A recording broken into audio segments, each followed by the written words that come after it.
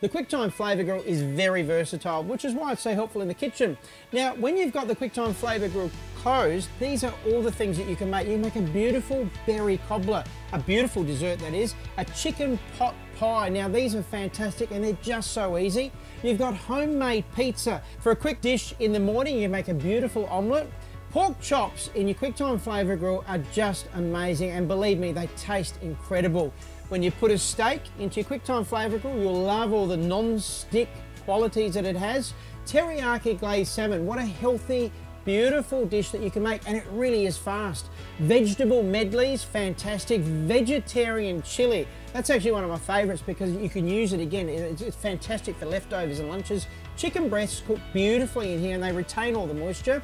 Bacon, mac and cheese. Now, this is something that I don't know why, it's really lovely on a Sunday afternoon if you're watching a movie. Remember, you can control the top and the bottom heat separately. So if you want to crispy up the top of your berry cobbler, for example, just leave the top heat on and switch off the bottom heat.